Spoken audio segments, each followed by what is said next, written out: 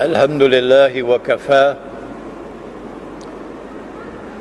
والصلاة والسلام على عباده الذين اصطفى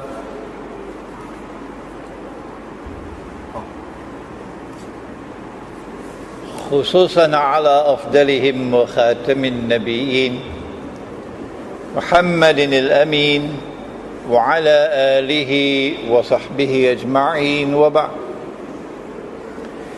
فأعوذ بالله من الشيطان الرجيم بسم الله الرحمن الرحيم ونزلنا عليك الكتاب تبيانا لكل شيء وهدى ورحمة وبشرى للمسلمين صدق الله العظيم.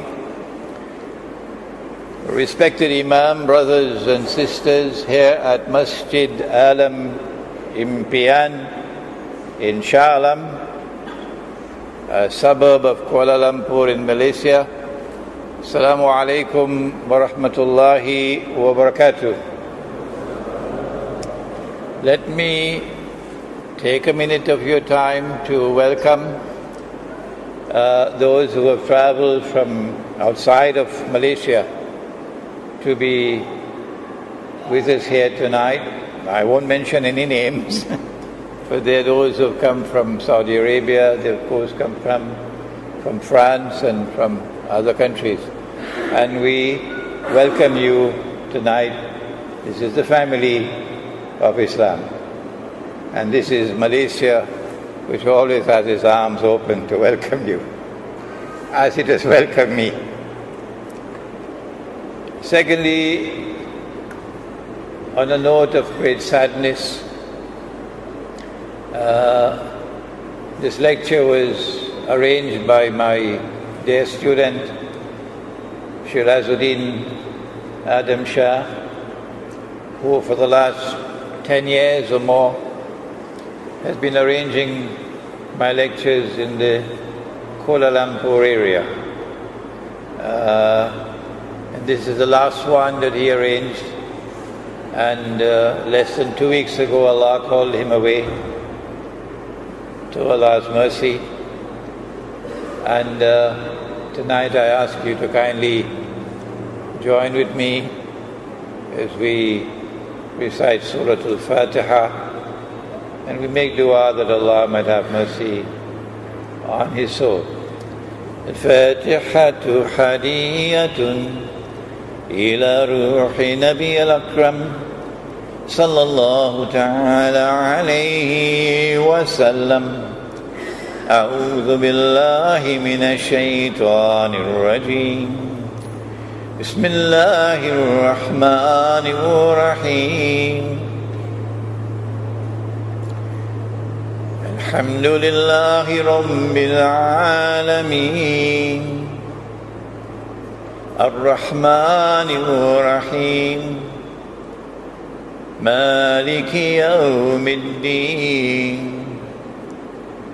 Iyyaka na'budu wa iyyaka nasta'in. اهدنا الصراط المستقيم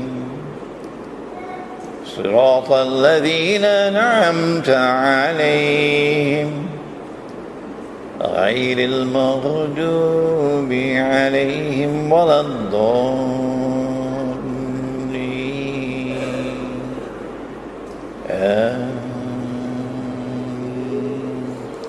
ربنا تقبل منا إنك أنت السميع العليم وتب علينا يا مولانا إنك أنت التواب الرحيم اللهم اغفر لحينا وميتنا وشاهدنا وغائبنا وصغيرنا وكبيرنا وذكرنا وانثانا اللهم من أحييته منا فاحيه على الإسلام ومن توفيته منا فتوفه على الإيمان. We pray to thee, O Allah, with the power of this Fatiha.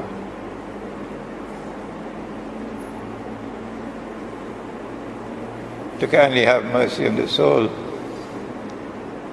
of our dear student, Shirazuddin Adam Shah. Kindly grant that the questioning in the grave might be easy for him, that his grave might be cool and spacious for him, and filled with nur, that he might sleep peacefully in the grave.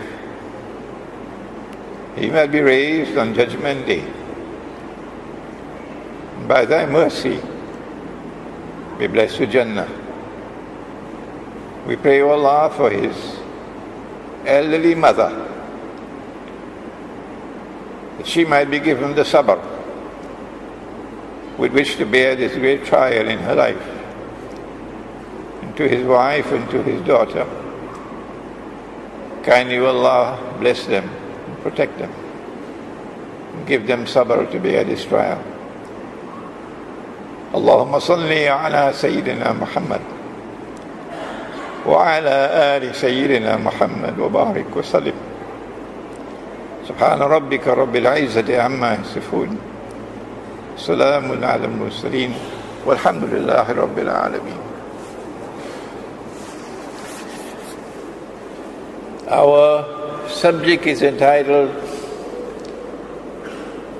An Introduction to Ilmu Akhirul Zaman, Islamic Eschatology. And I am getting requests from many who ask, can we come and study the subject with you? And I want to say tonight, you don't have to come. I'm teaching you already. My books are there, and my lectures, which are on the internet, on my website, and also recorded in DVDs, are also there. And all that you have to do is to study them. And you're already my student. Sometimes it is possible for me to organize a class or a seminar. And if you can travel, you're welcome to join. We never charge any fee. No, you're free of charge. And tonight I want to remind you that there is a seminar which will last for 4 days, and it is way over on the other side of the Atlantic, in the Caribbean island of Tobago, next door to my native island of Trinidad, on April 18, 19, 20, and 21. And those of you who want to fly from Europe or from Britain, there is a charter flight from Gatwick every Wednesday, and it's not expensive. Do please send me an email, and I can then put you on to the person where you can register, and you can attend the seminar. But before you leave home, make sure you learn to cook, because you're going to have to cook your own food. The subject of Islamic eschatology can be introduced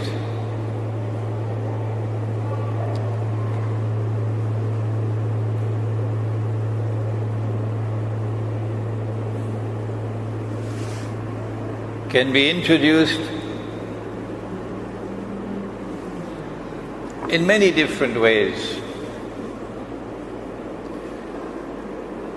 The one I choose to use tonight is hadith of the Prophet sallallahu ta'ala alayhi wasallam, with which you may not be familiar.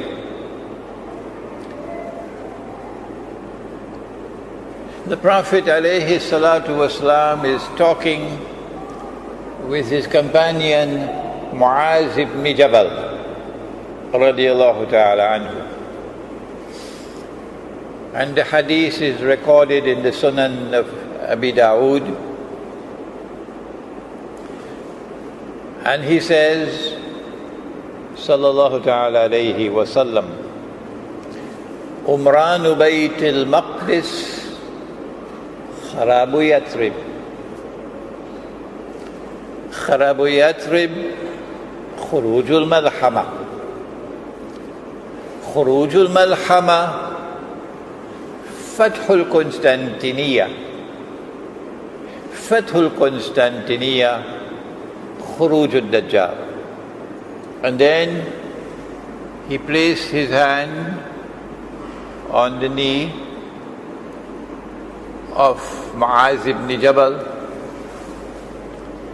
and he said, this is as true as I am touching you, O kama qal.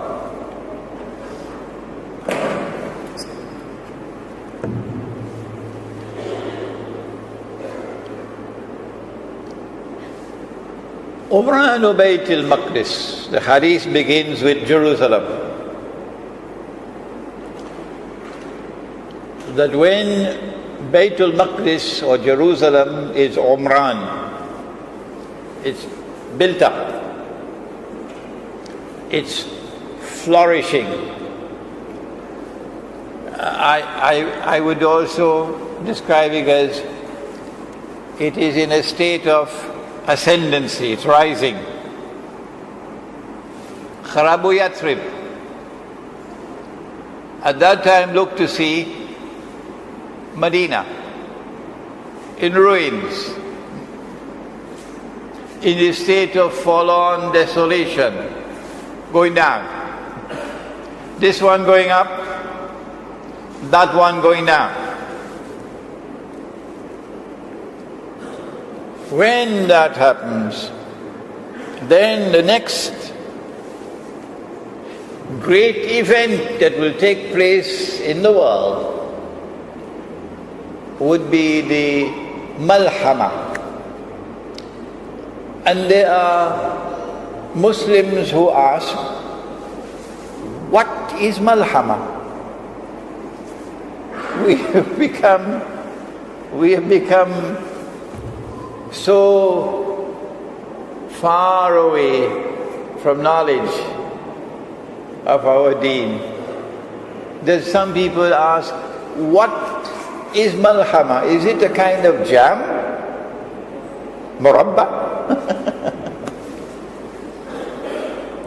Malhama is what the Christians refer to as Armageddon, the great war, the big war, the war of all wars. Now, we therefore begin with Jerusalem, and we have to look to see Jerusalem rising. I wrote this book 13, 14 years ago, Jerusalem in the Quran, and we don't have the time tonight to go through the subject again, to trace the movement of Jerusalem, but we have this book in Bahasa as well, although many of you prefer to read it in English than in Bahasa, Malay. We don't have the time to trace the movement that the Jews had been expelled. They had been in exile for 2,000 years. And then, stage one, Jerusalem is conquered. For them it was liberated. Stage two, the Jews come back to reclaim Jerusalem as their own. It's rising, isn't it? It's rising. Stage three, a state of Israel is restored in the Holy Land. It's rising. And now, except for those who are just eating roti canai and drinking teh tarik. The rest of us know that Israel controls the United States Congress. And any American president that steps out of line, like John F. Kennedy, you know what happens to them. And any French president who even begins to speak about removing the sanctions on Russia, as the French president just spoke a few days ago. You know how they respond, don't you? You know how they respond, don't you? So this is evidence that Jerusalem is not only rising and ascending, it's way up. How much further must it go up? Must Israel replace the United States as the next ruling state in the world? Must Pax Judaica replace Pax Americana? As Pax Americana had replaced Pax Britannica? Before the stage is set, we know that Medina is in ruins today. We don't have to wait for ISIS,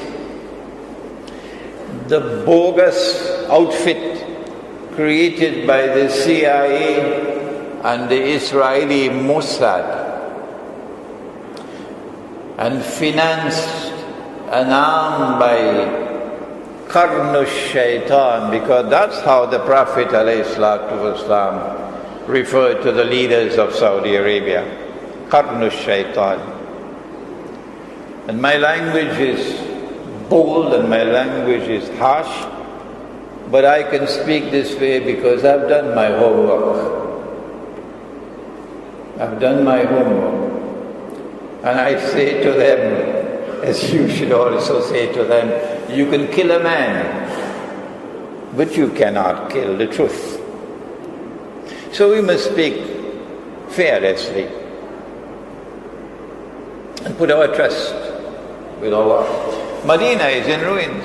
We don't have to wait for ISIS to take over Damascus and then to march down to Medina to destroy it.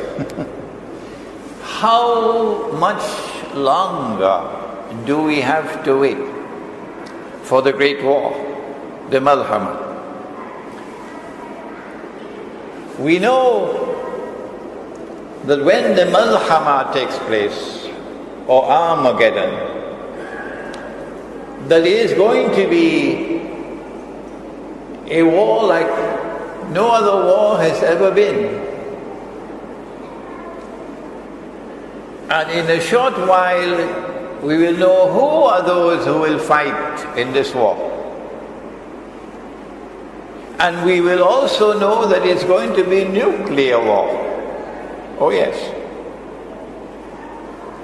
Because there's another hadith coming. Nabi Muhammad ﷺ is giving us information and we are sleeping on it. We know that birds flying in the sky will fall down when the Malhama takes place. Because perhaps you can no longer navigate. There is too much contamination in the atmosphere, or should I use the word radiation, which is consistent with nuclear explosions.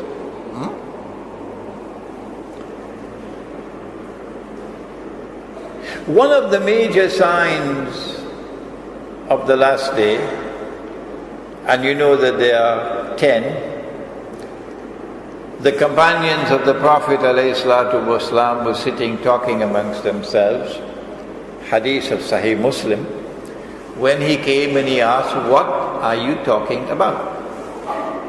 And they said, "We are talking about A'lamatu Sa'a, the signs of the last day. This is the first time I have come to you in Masjid Alam Impian, but you may have been attending my lectures elsewhere, so you may have already memorized all 10. If not, please memorize them before you leave. The 10 are not given in the order in which they will occur. It's a big English word, the chronological order in which they will occur. Which one comes first, which second, which we don't have that.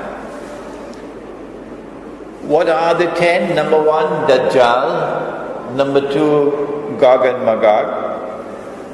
And we have a book on Gog and Magog in English, Islamic view of Gog and Magog in the modern world.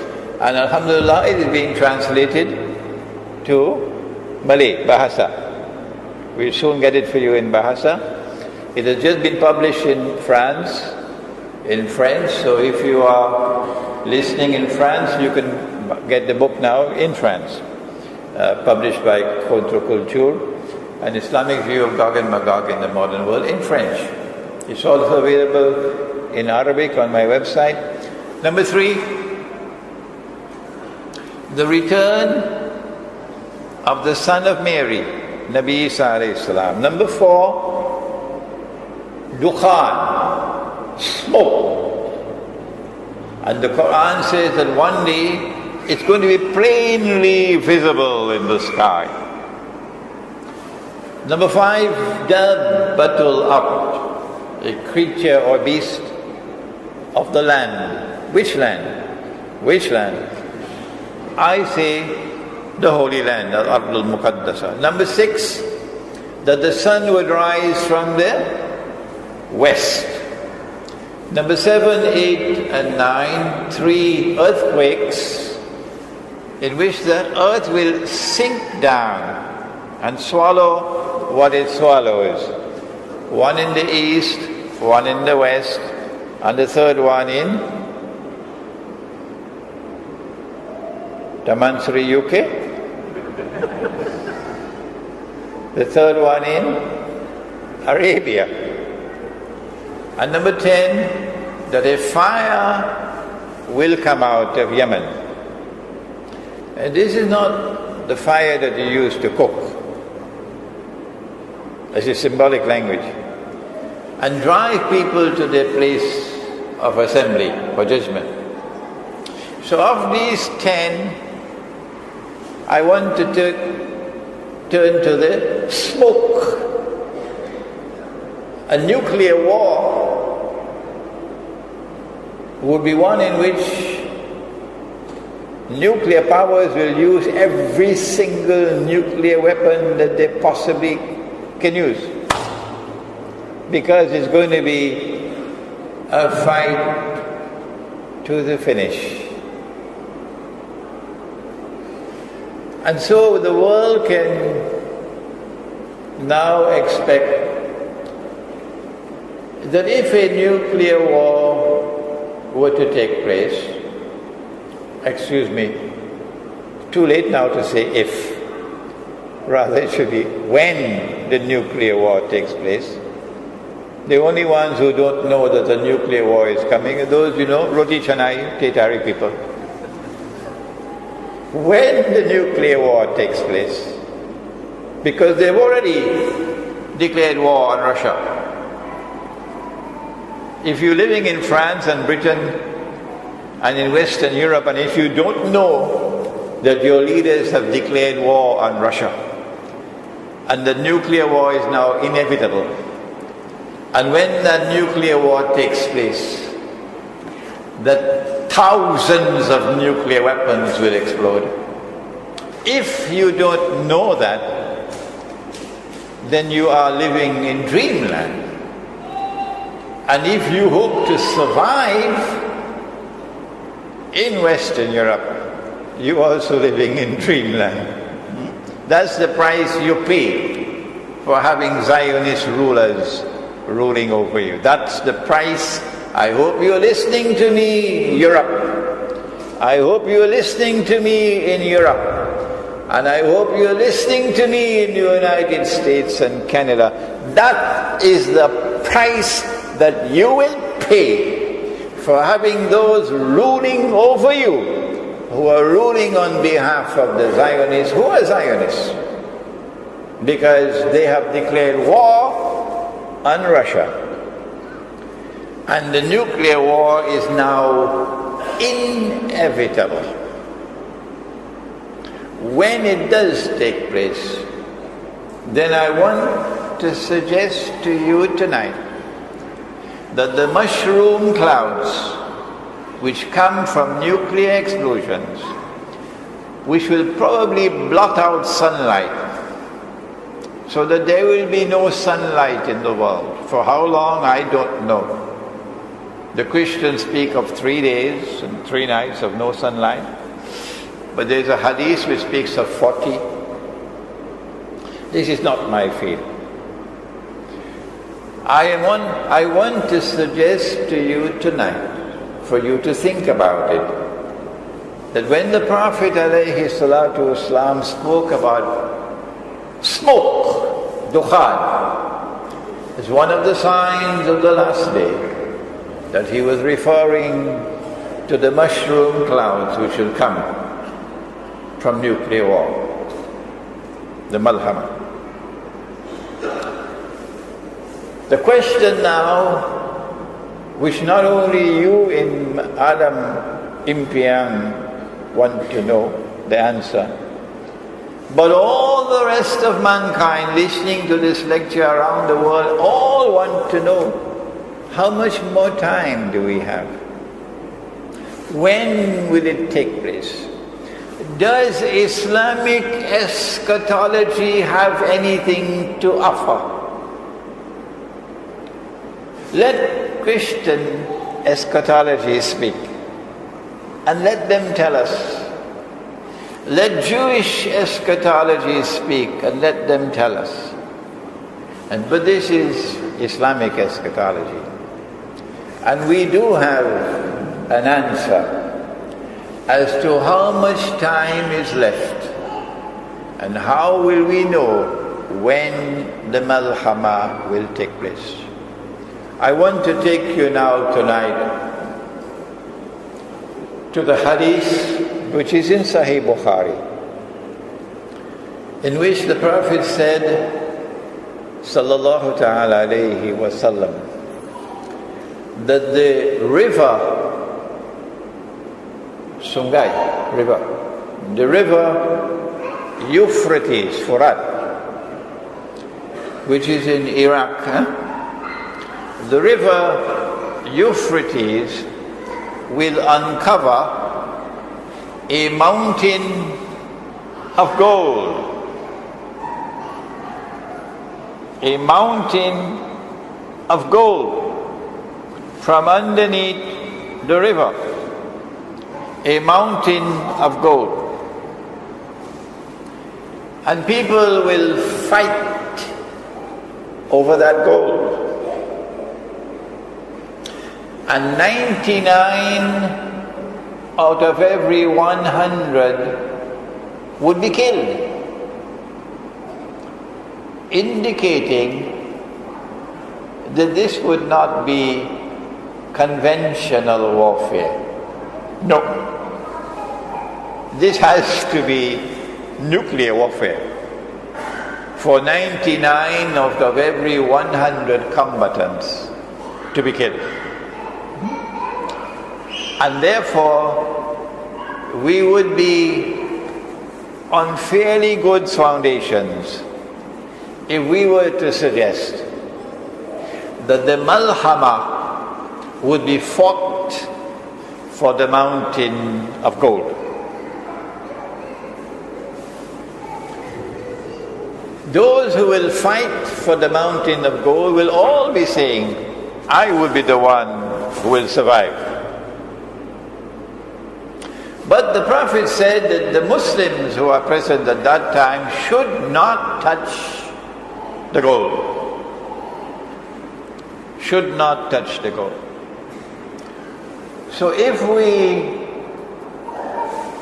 obey the Prophet alayhi salatu wasalam, the implication would be Muslims would not be involved in fighting, in the malhama.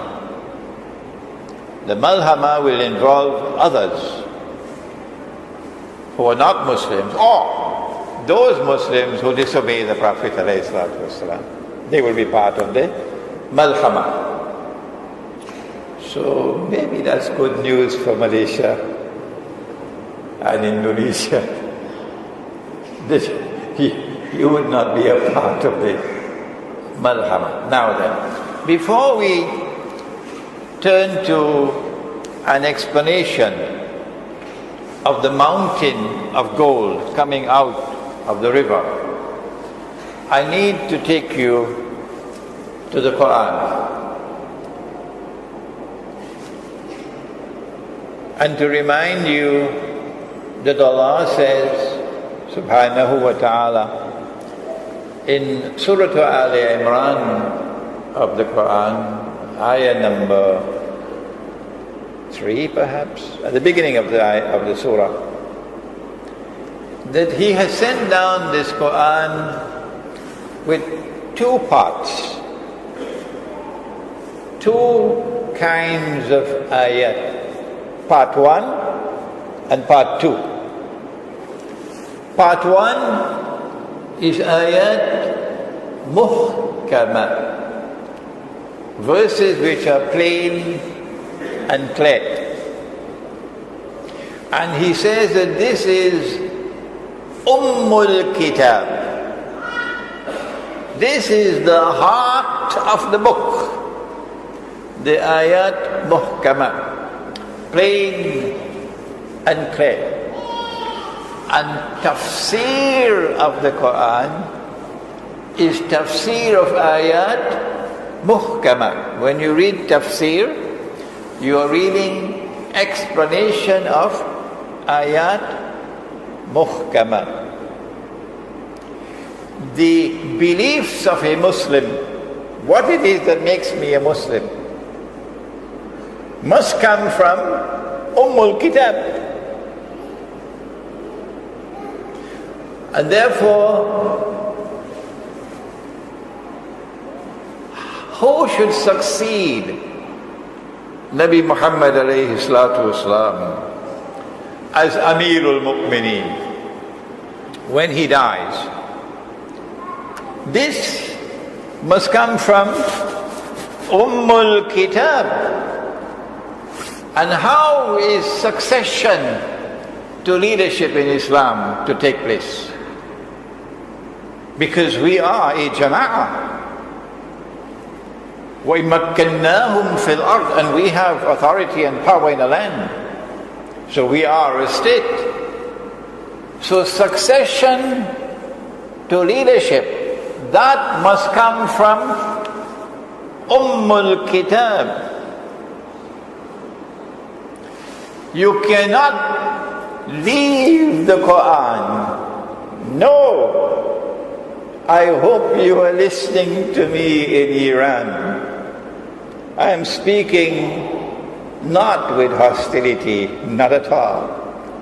It's a learned discourse. You cannot leave the Quran and go to the Hadith to build a theory of leadership and succession that Allah appointed someone to succeed Muhammad alayhi salatu wasalam, and leadership will come from his family, from his seed. That is in the Hadith. Is it in the Quran? No. Number two, you cannot look in part 2 of the Quran for this. You have to go to part 1, which is Ummul Kitab. And if you cannot find in Ummul Kitab anything which supports that theory, then that theory has no legs on which to stand. But Allah has also given us part 2 of the Quran. In His wisdom, and how great is Allah's wisdom. Because of part 2, they're grinding their teeth in frustration in Washington and London and Paris, and in their think tanks, because the Quran has a part 2. And part 2, He describes as ayat mutashabihat. And ayat mutashabihat are verses which have to be subjected to ta'wil. Ta'wil. They have to be interpreted, not plain and clear, no, interpreted. Example, that the sun and the moon and 11 stars will come and make sajda before you. What's the tafsir? There's no tafsir for that. The sun and the moon and 11 stars will come and make sajda before you. Or the Dajjal will come riding on a donkey, and the donkey will travel as fast as the clouds, and the donkey will have his ears stretched out wide. Is there tafsir for that? No. No. This is ta'wil. You have to have an interpretation, ta'wil, that is tafsir. This is ta'wil. I have a book of mine, Suratul Kahf. I have the tafsir, Suratul Kahf. But in addition to the tafsir, I have the ta'wil. Suratul Kahf in the modern age is the ta'wil, or the interpretation. So, that a mountain of gold will come out from underneath the river. Those of you who want to have tafsir, you can wait for a long time. That one day somebody will be there with a pan and they will find a nugget of gold, and that will be the sign that the mountain of gold is going to come out now from underneath the river. That's the tafsir. But you and I say no, that in the same way that there are mutashabihat in the Quran, and they have to be subjected to ta'wil, interpretation. Allah in His wisdom has done that. So too in the ahadith, there are ahadith which are given in the form of mutashabihat, and they have to be subjected to ta'wil. So the flying donkey, we know the flying donkey is here. It's the modern aircraft. But before I take you to the ta'wil of the mountain of gold, we have a little problem. The problem is a full stop. You know what's a full stop. The punctuation in the Quran did not come with Jibreel alayhi salam. And Nabi Muhammad alayhi salatu wasalam could not read and could not write. So he never approved of any punctuation. No. We human beings, we put in the punctuation. And we make mistakes. That's not a mistake in the Quran. No. The Quran has no mistakes. Shall I repeat that 1,000 times? The Quran has no mistakes. The Quran that Nabi Muhammad ﷺ authenticated has no mistakes. But the human effort which was made after Muhammad ﷺ gave us the Quran, the punctuation, human beings make mistakes. But that is not a mistake in the Quran. No, that is not a mistake in the Quran. No, I don't think I should repeat it again and again. For, my critics.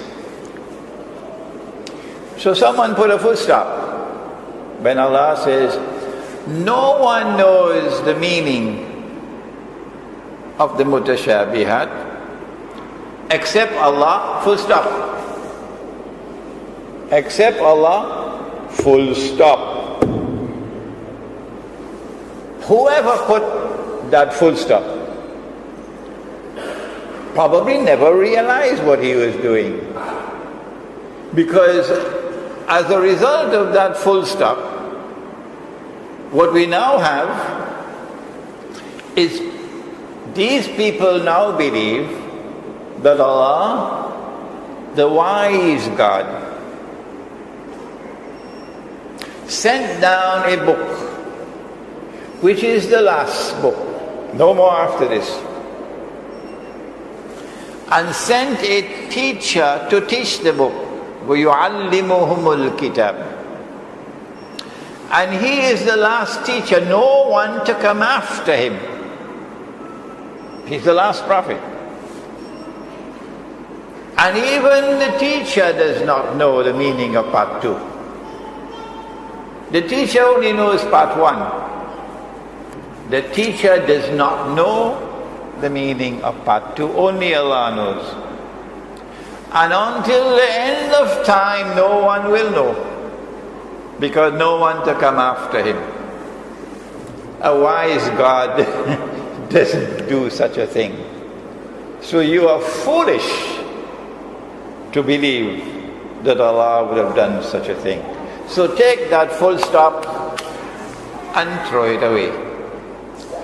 The verse goes on to say, only Allah and the rasikhuna fil ilm, those who are firmly grounded in knowledge, they know the meaning of the mutashabihat. What is the way in which you can know the meaning of mutashabihat? What is the methodology? What is the technique by which you could penetrate the mutashabihat to know the meaning? Is there any surah of the Quran which deals with mutashabihat and in which someone gives the interpretation of the mutashabihat? Which surah is it? So tell me somebody. I have the whole night to wait, Come on, tell me somebody. Mutashabihat in the Quran. And there's one surah in which there is mutashabihat and Allah sends someone to give the interpretation of the mutashabihat. That's right. Suratul Kahf. Suratul Kahf. And the mutashabihat, number 1, the boat. You remember? Musa alayhi salam and Khidr alayhi salam. The boat. Number 2, the boy. Number 3, the wall.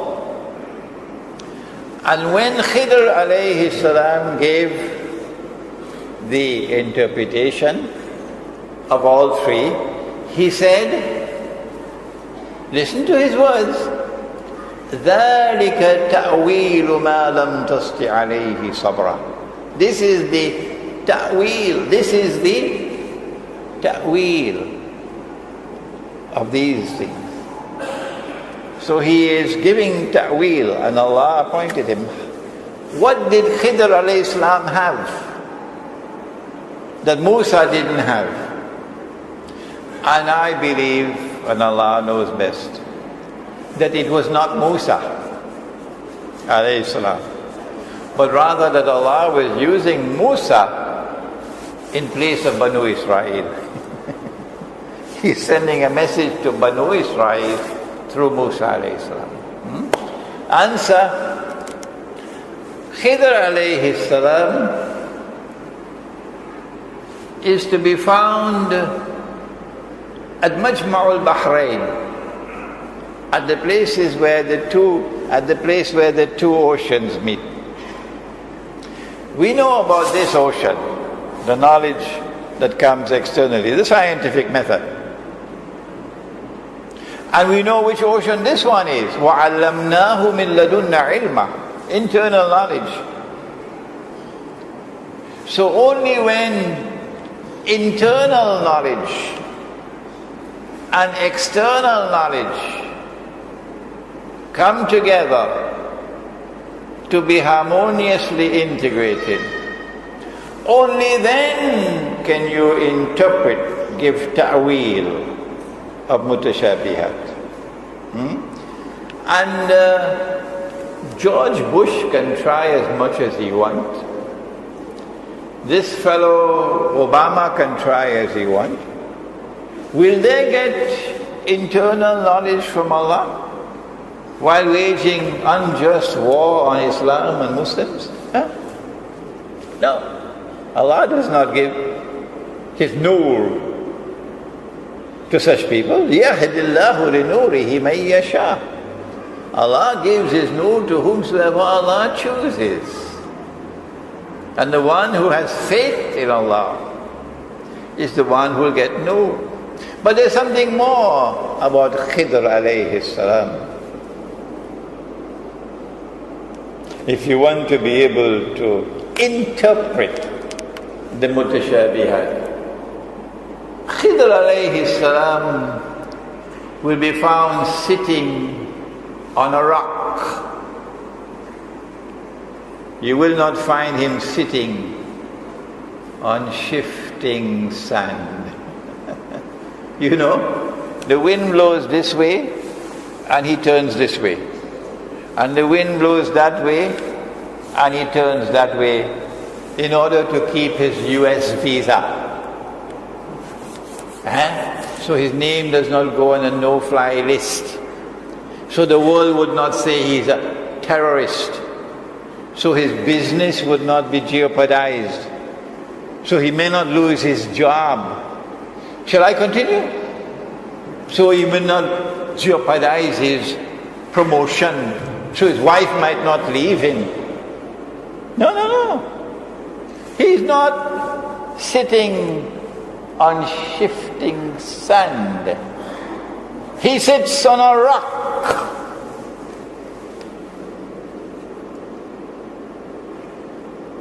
Not even with a bulldozer can you shake that man.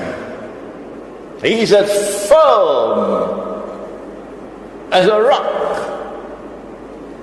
That's how you have to be if Allah is to give you that internal knowledge and combine them together with the external knowledge to be able to interpret the mutashabihah. I'm sorry I had to take so much time to this. Now let's go back. If they want to wait, I'm going to call them for the first time, my Salafi critics. If they want to wait for a mountain of gold to come out of the river, we say let them wait, we're moving on. This is mutashabihat. It has to be subjected to ta'wil. And when we subject it to ta'wil, we say that that mountain of gold has already come.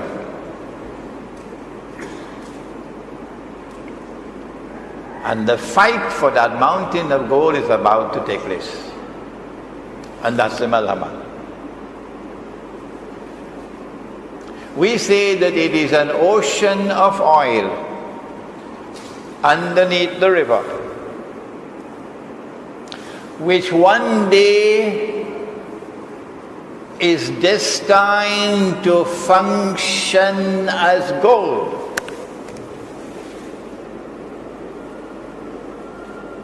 And that already happened. If you study the world of money, I have this book, The Gold Dinar and Silver Dirham, Islam and the Future of Money. We also have it in Bahasa. It will tell you something about how this money that we now use came into being. Even the muftis don't know the subject. And the mufti will have to prepare his answers in the grave. Because mufti, you giving fatwa without knowledge of the subject, mufti. So you're going to have to answer in your grave.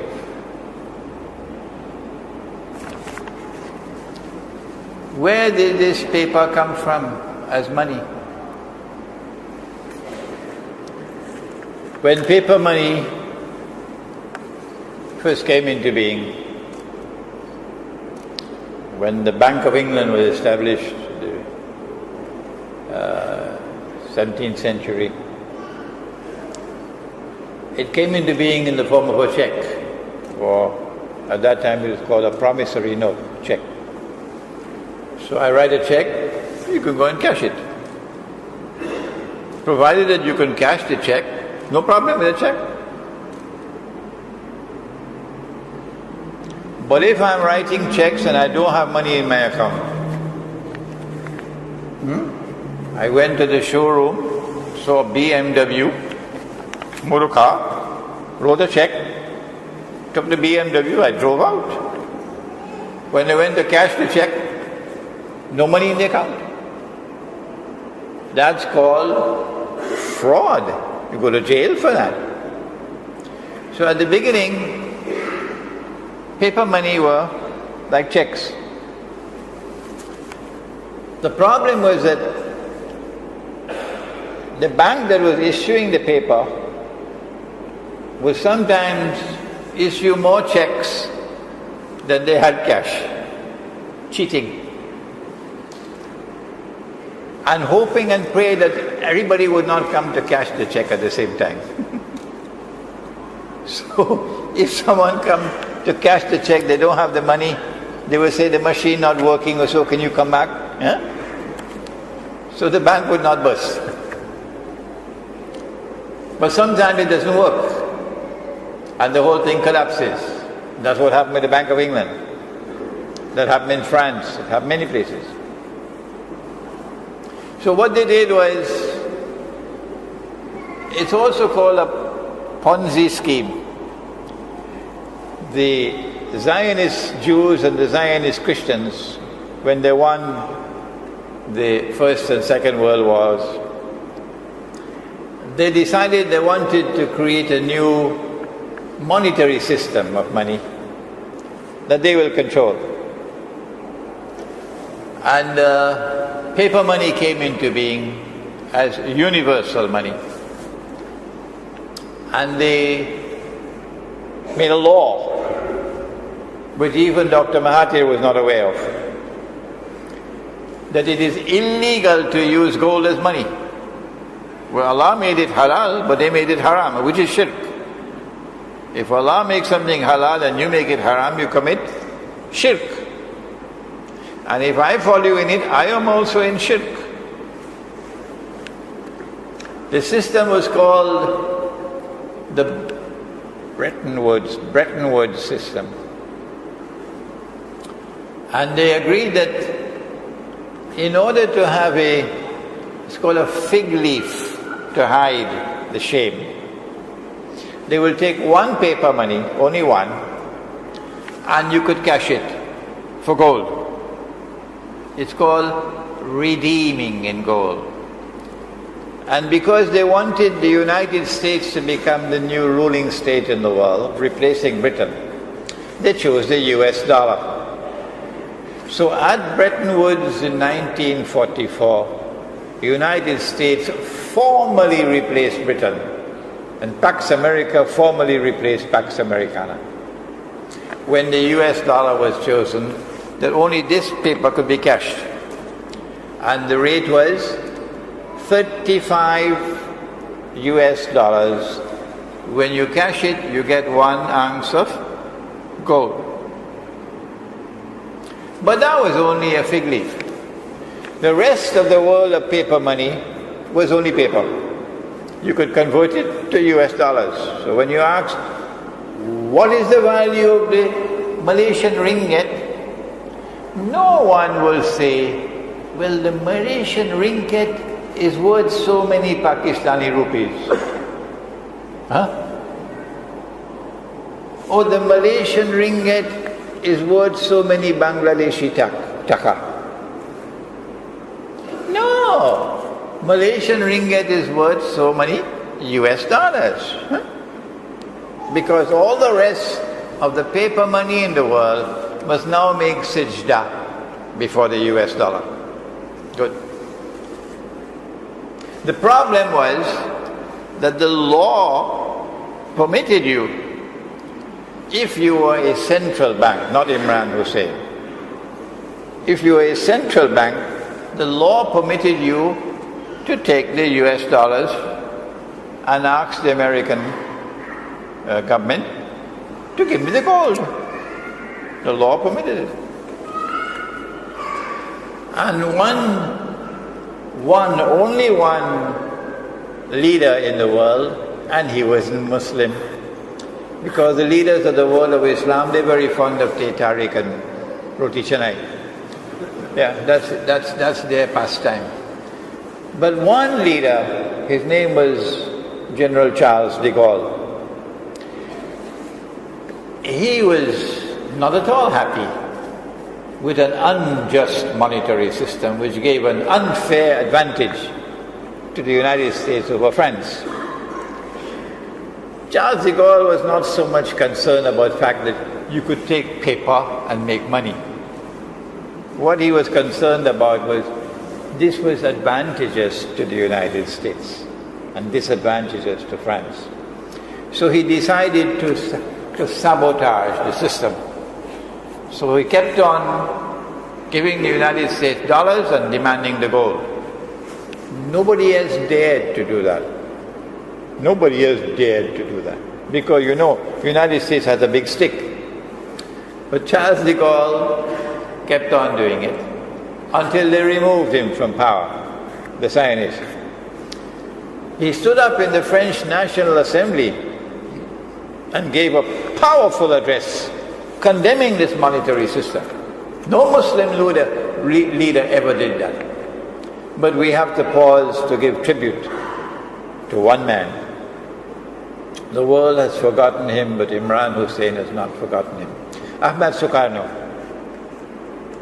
One man, only one, in the whole world of Islam, only one.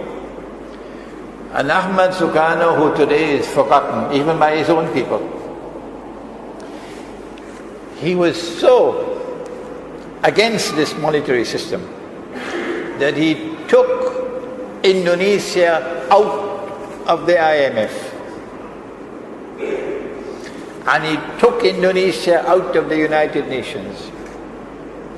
And there are Muslims today who are so, to use a polite word, ignorant, that they would criticize Ahmad Sukarno for taking Indonesia out of the UN and out of the IMF. But Imran Hosein says this is the one leader that the world of Islam could be proud about. Finally, in September 1971, after Charles de Gaulle had been removed, the French government again went to the United States with US dollars and demanded the gold. But now the United States realized that the game was up. They had printed too much paper and they didn't have the gold. Normally you should send the United States to jail. But who can do that? Huh? So what Richard Nixon did was to, Sunday morning, announce to the world, we gave our word, but we don't have to keep our word. That's America. We gave our word that we would redeem US dollars for gold. But we don't have to keep our word. We're not going to do it anymore. So now, no currency, no paper in the world, none, can be cashed. You just write checks and that will become money. Who could write the most checks will have the most money? Huh? So get a checkbook and start writing checks. The problem is, if you have an American checkbook or a French checkbook or a German checkbook or an Australian checkbook or a Singaporean checkbook, you could write checks. They call it hard currency. But if you have a Bangladeshi checkbook or a Pakistani checkbook, you can write as many checks as you want. You cannot even buy a cup of coffee in Manhattan. See?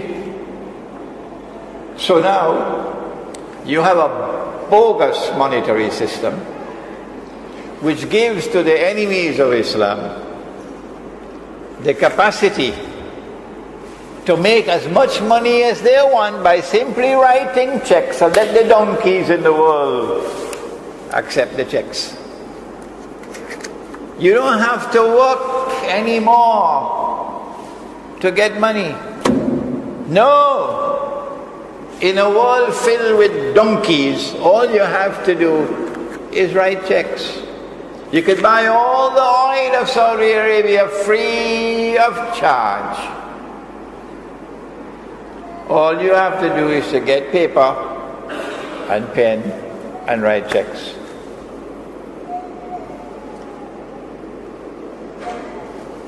But this is a risk you're taking, because it's a house of cards. It could collapse. Once you had the gold, you had some security. But now the gold is no longer there. So from 1971 to 1973, they're searching for something to keep the house of cards strong. What they did was to engineer the war of 1973. And they were on both sides of the war.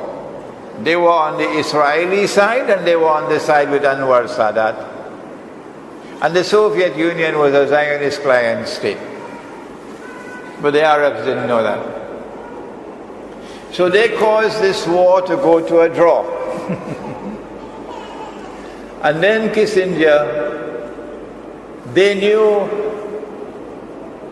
that if the war took place, they knew that King Faisal, rahimahullah, was going to impose an oil boycott on the United States. They knew it, because Faisal had said, I will do it. And they knew that if an oil boycott of the United States were to take place, the price of oil would rise. In fact, it rose by 400%, from $3 a barrel to $12. And suddenly the Arab oil producing countries were getting money money flowing in. And they were happy with that. From $3 to 12. Kissinger waited until it reached 12.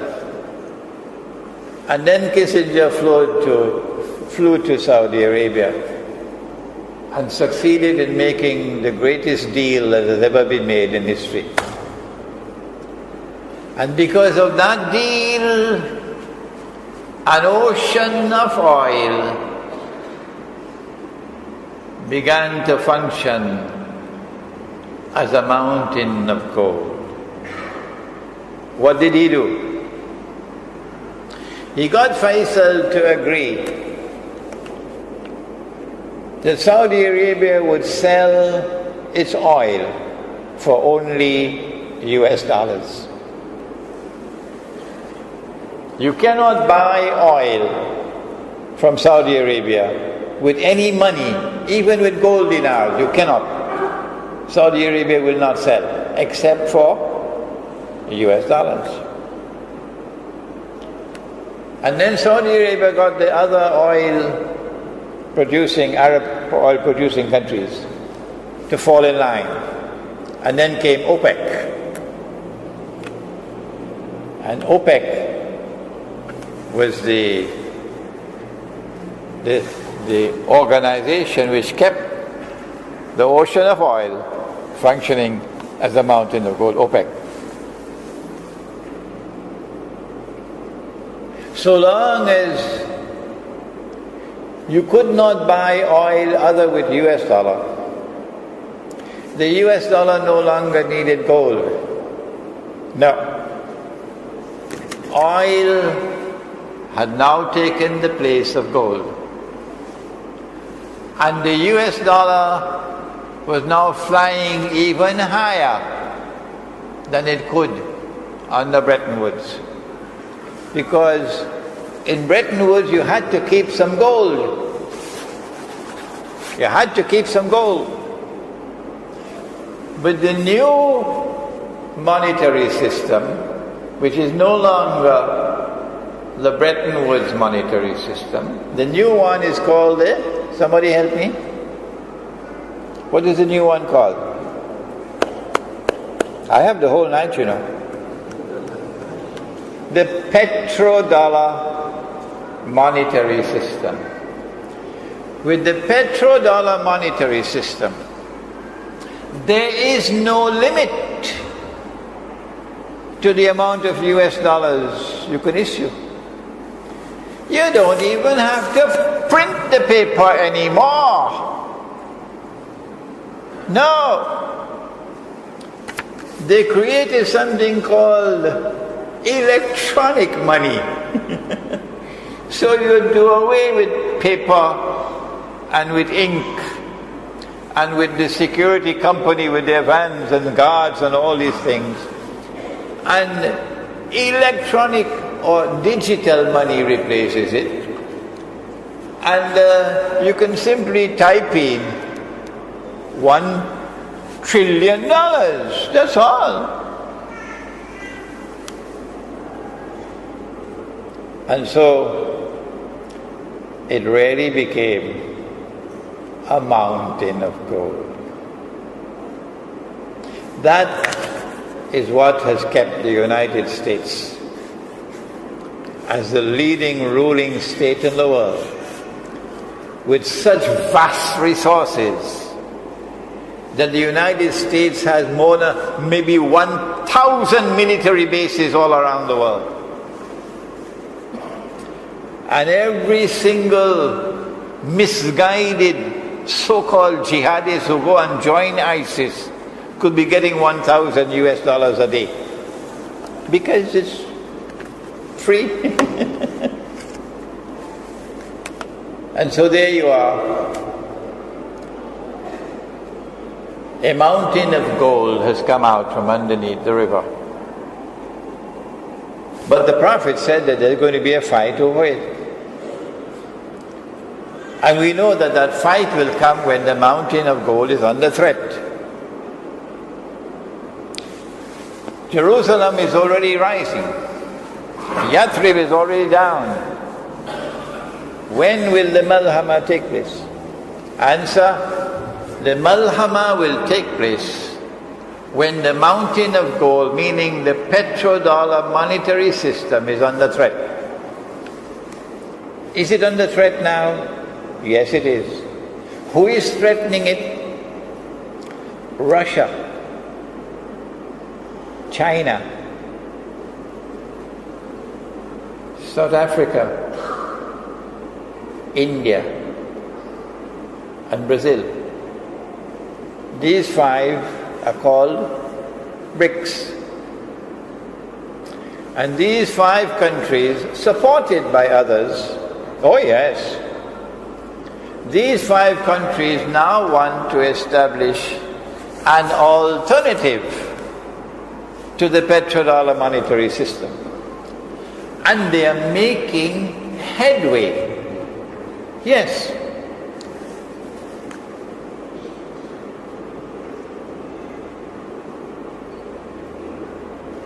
And now the stage is set where it will not be long before the BRICS alternative can threaten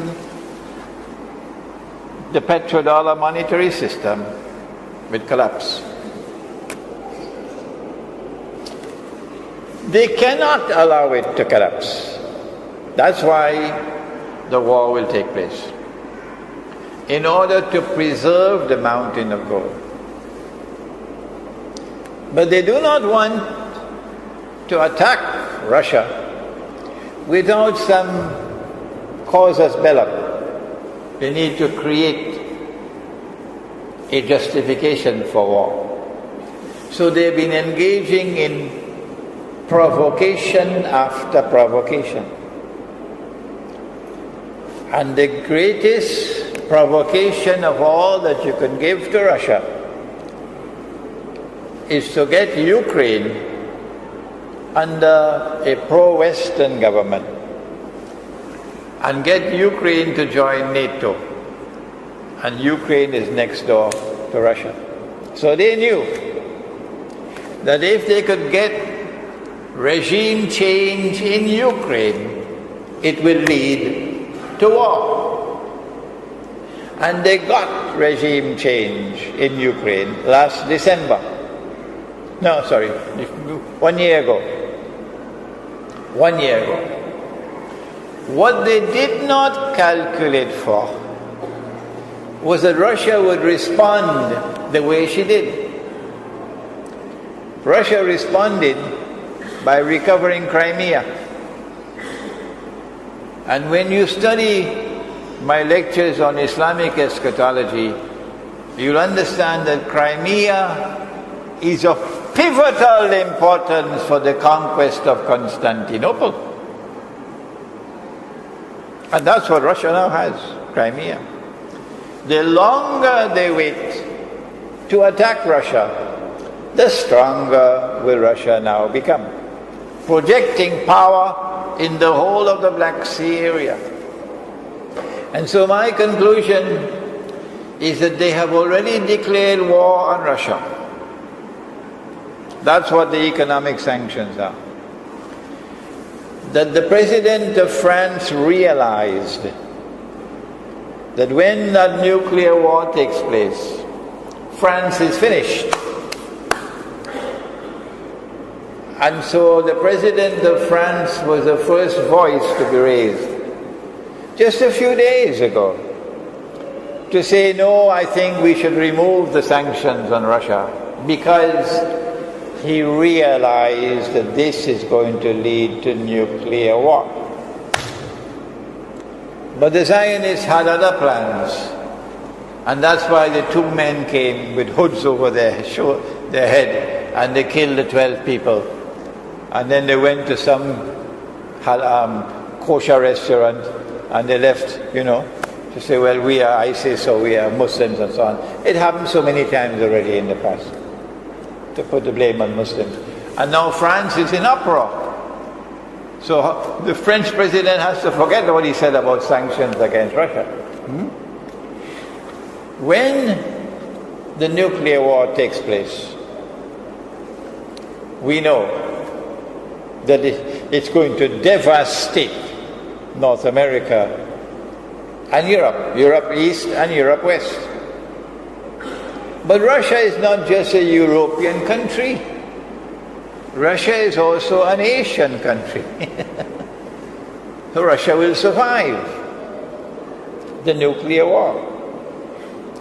I gave a lecture in Bangkok maybe 2 weeks ago. You'll find it on my website. Please listen to it.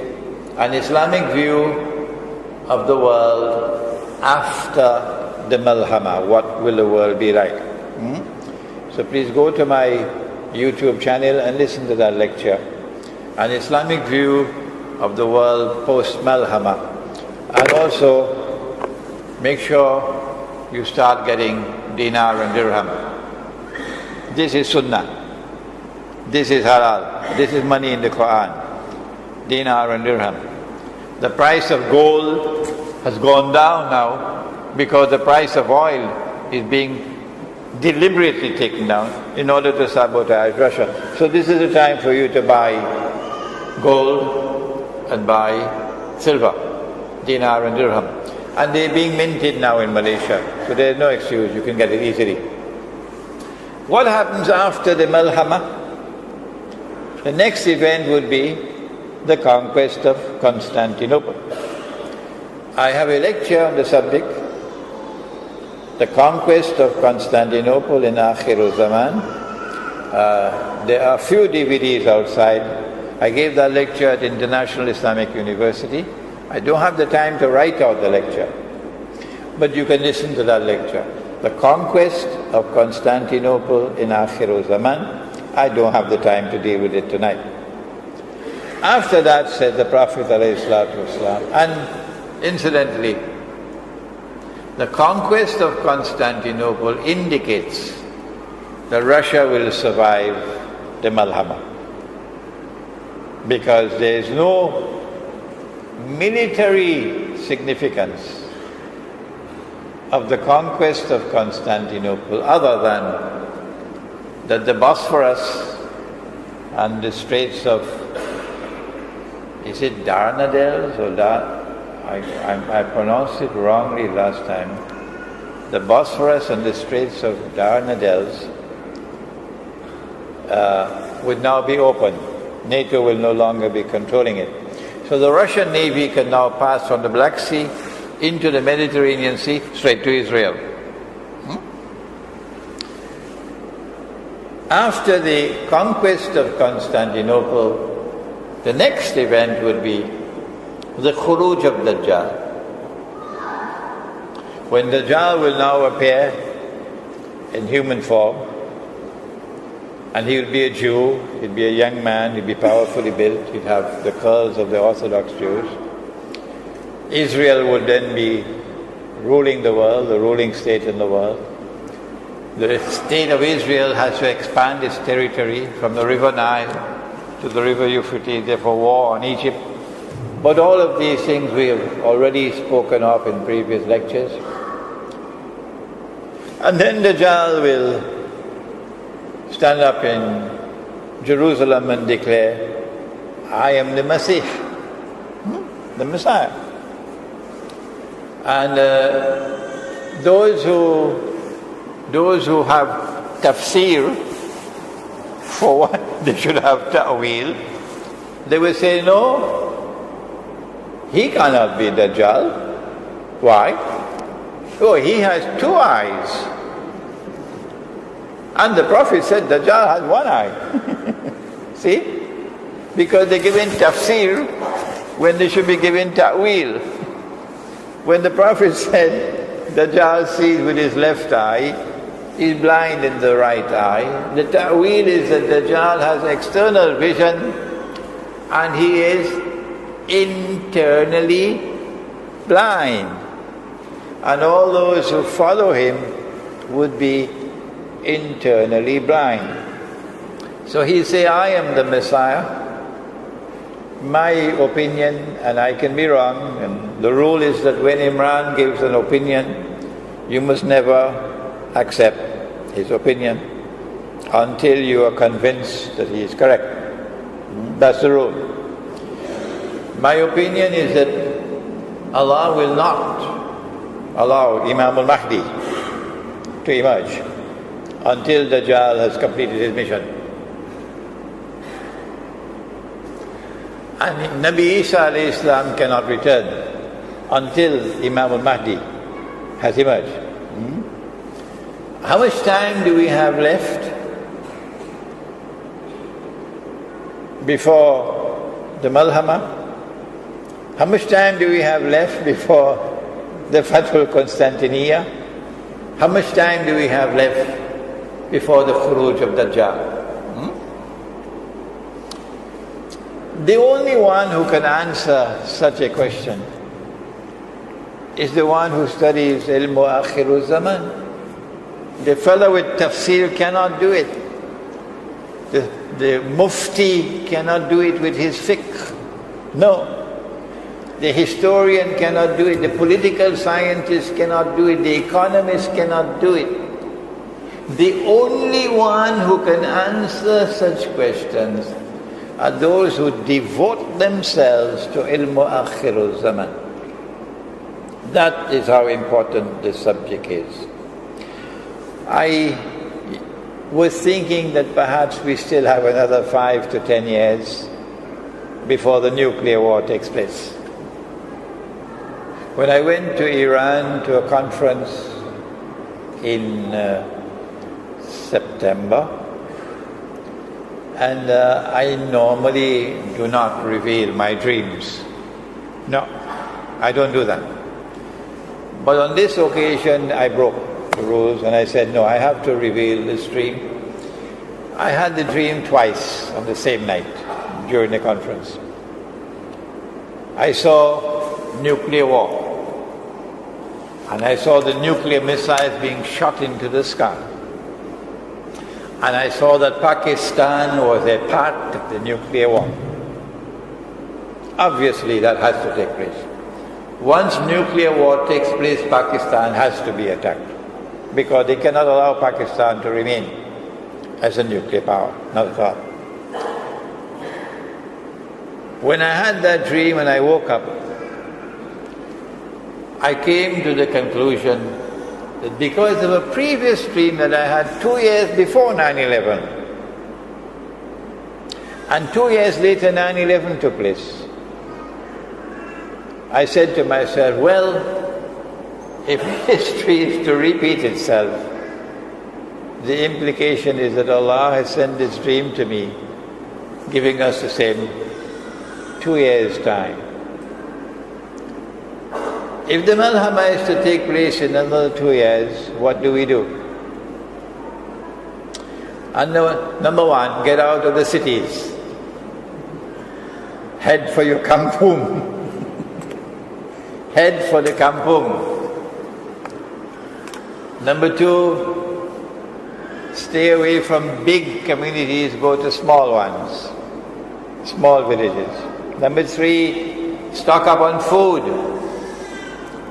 Number four, stock up on water. Number three is food. Number four, water. Number five, life and death is in Allah's hands. And when Allah chooses death, the servant of Allah accepts death. Only Allah will know who will live and who will die. But if you live after the Malhama, you've got to be prepared. After the Malhama, the big cities are going to be the worst place in the world to live. Why? A city of 20 million people cannot feed itself. It gets its food from outside. It gets its water supply from outside. Like Karachi. And when the Malhama takes place, the supply lines will be disrupted. When no food is coming and no water is coming, you're going to have riots. It will be dog eat dog. People will be breaking down the doors of your home and coming into your home to steal your food and your water. Nowhere can you hide it. So if you live in the cities, it's going to be anarchy. It's going to be hell in the cities. And on that day when hell breaks out in the towns and cities, on that day when all hell breaks out in the towns and cities, then you will remember Suratul Isra, where Allah says, وَإِن مِّن قَرْيَةٍ إِلَّا نَحْنُ مُهْلِكُوهَا قَبْلَ يَوْمِ الْقِيَامَةِ أَوْ مُعَذِّبُوهَا عَذَابًا شَدِيدًا كَانَ ذَلِكَ فِي الْكِتَابِ مَسْطُورًا. And not a single town and city will escape. We will destroy them all. And those which are not destroyed will be punished with terrible, terrible punishment. And this is something inscribed in the book. So when the Malhama takes place, wait to see what's going to happen in the big cities and towns. So safety lies in getting out, withdrawing, going to the remote countryside, and stocking up on food and on water. And then comes the conquest of Constantinople. And I believe that is why they created ISIS. I don't think they created ISIS primarily to remove Assad. No. I think they created ISIS more to sabotage the Muslim army, which will move to conquer Constantinople. Because ISIS will stand in the way from Arabs joining that army, joining with the Turkish Muslims in the effort to break the back of NATO and liberate Constantinople from NATO control. That's why they created ISIS. But if Allah has ordained that it will happen, it will happen. Constantinople will be conquered on the basis of an alliance of Islam, Muslims and Rome. And we do not have the time tonight to enter into a discussion on that subject of the alliance with Rome. After the conquest of Constantinople, we have the Khuruj of Dajjal. It's time for you to study the subject of Dajjal. This book of mine, Jerusalem in the Quran, has a chapter in it on Dajjal, and this book is translated into Bahasa. Please now, after tonight's lecture of an introduction to Ilmu Akhir Zaman, take some time to read the books I've written. Listen to the lectures on YouTube. You can download them free of charge. And begin to study the subject and take the Quran and start to use the Quran to study and understand the world in which you're living today. And I pray that from Alam Impiang may come out scholars who tomorrow will be able to teach the subject of Ilmu Akhir Zaman.